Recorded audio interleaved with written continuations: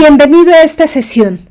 El día de hoy abordaremos la construcción de la agenda legislativa y algunos elementos relacionados con el discurso político parlamentario. Y les voy a platicar desde la teoría, porque bueno, ustedes tienen toda la práctica en este tema de la construcción de la agenda legislativa. En los otros módulos me he topado cuando preguntamos, ¿cuál es su agenda, diputado? Y a veces las respuestas son la agenda personal, la agenda que yo he asumido como diputado.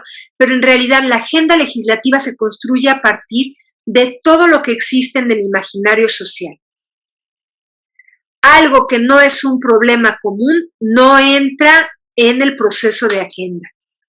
Y voy a puntualizar esta percepción con un modelito muy sencillo. Pero primero, ¿qué es agenda?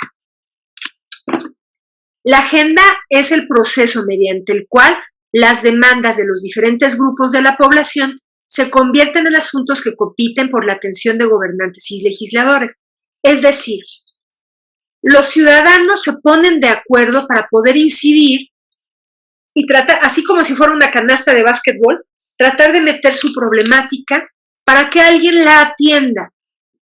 Por ejemplo, el tema de la violencia política de género tardó más de 9 años en atenderse en las cámaras y requirió de una serie de iniciativas de diputadas, de asociaciones de mujeres, etcétera, etcétera, que fueron empujando poco a poco el tema como problema, y lo fueron haciendo visible, hasta que por fin hubo voluntad política para generar el protocolo de violencia de género. Entonces, en este sentido, no solamente basta con que un problema sea adoptado por alguien o por un grupo de ciudadanos, requiere una serie de fuerzas motoras que lo impulsen y que exista por parte de gobernantes o legisladores alguien que desea abanderar el tema, alguien que haga suyo el problema. Y generalmente este abanderamiento obedece a intereses que son intereses individuales o intereses de partido. Esta definición de lo que les estoy comentando ahora no necesariamente es incorrecta. Por ejemplo, si alguno de ustedes tiene un familiar con enfermedades, pongo un caso de una enfermedad creciente en nuestro país, la esquizofrenia o el autismo.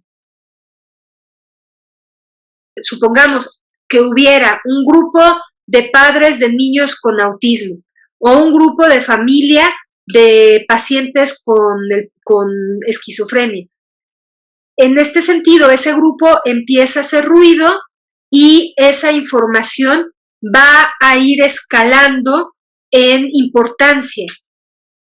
A veces estos temas corren con suerte y si los medios de comunicación deciden adoptar el tema, pues el tema puede tener mayor auge.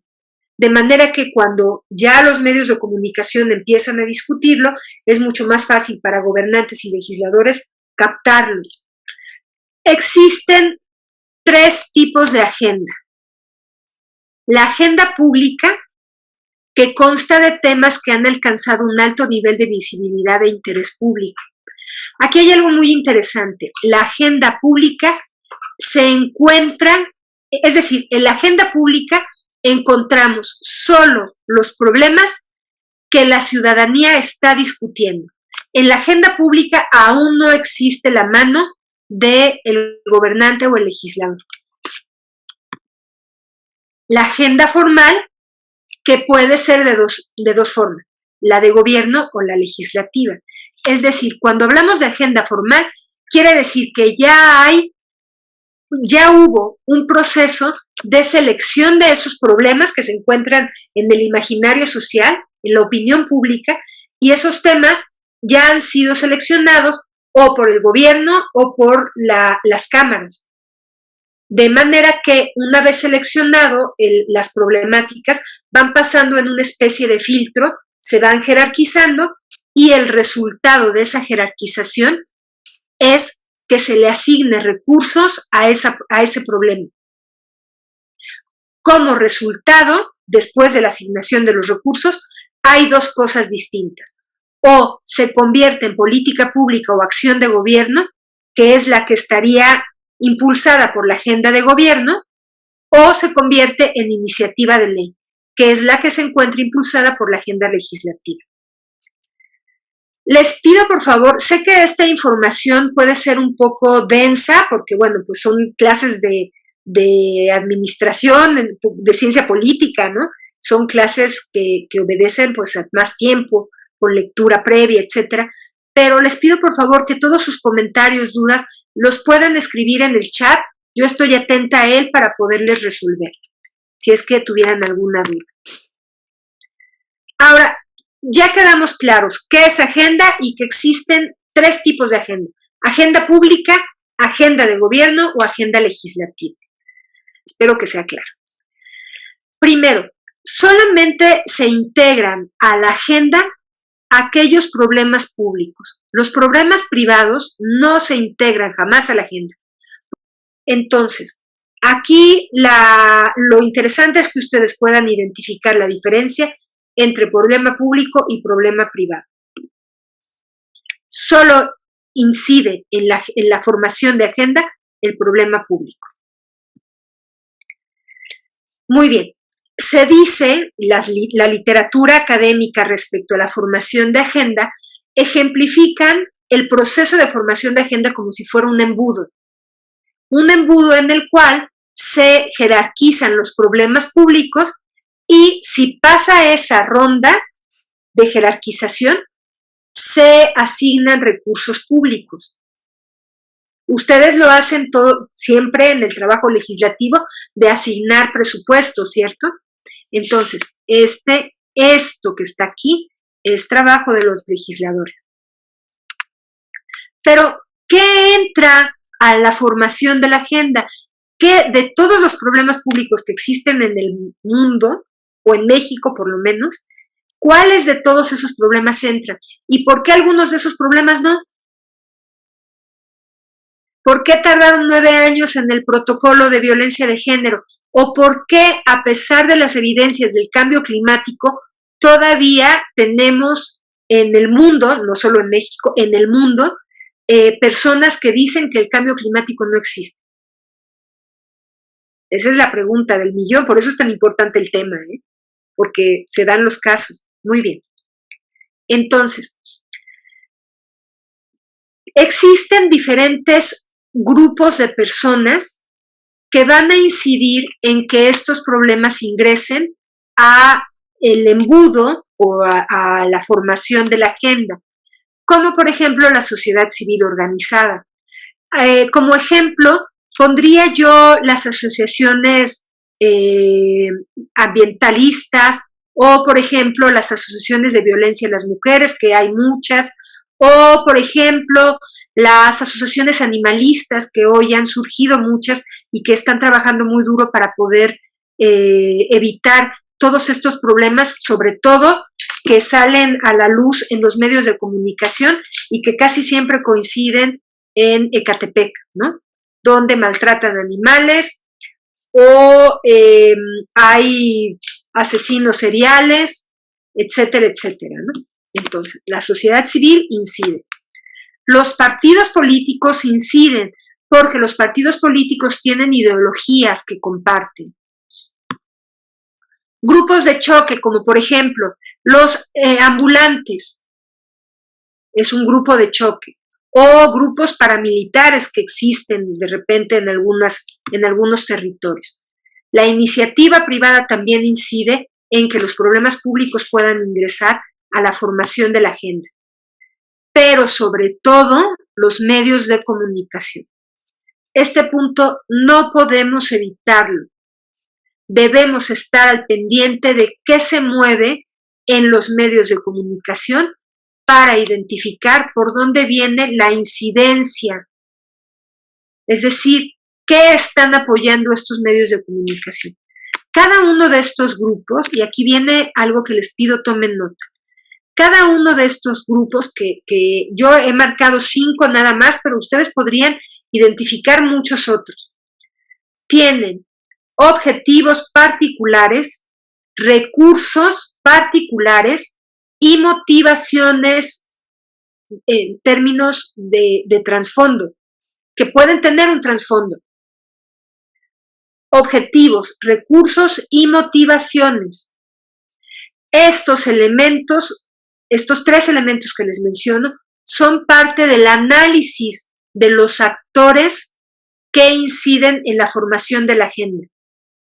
Cada uno de ellos tiene intereses diferentes, algunos políticos, otros legítimos, algunos económicos. Tienen recursos distintos. No es lo mismo la iniciativa privada que la sociedad civil organizada. La sociedad civil organizada casi nunca tiene recursos económicos, pero puede tener movilización social que no tiene la iniciativa privada, ¿cierto? Pero ojo cuando hablamos de los medios de comunicación, porque los medios de comunicación tienen poder económico, recursos políticos e inciden totalmente en la formación de agenda. Entonces, cada uno de estos grupos va a empujar de acuerdo a sus objetivos, recursos y motivadores para que la problemática que les atañe a ellos como problema pueda ingresar a esta jerarquización. El resultado de este proceso de jerarquización y asignación de recursos concluye en dos partes.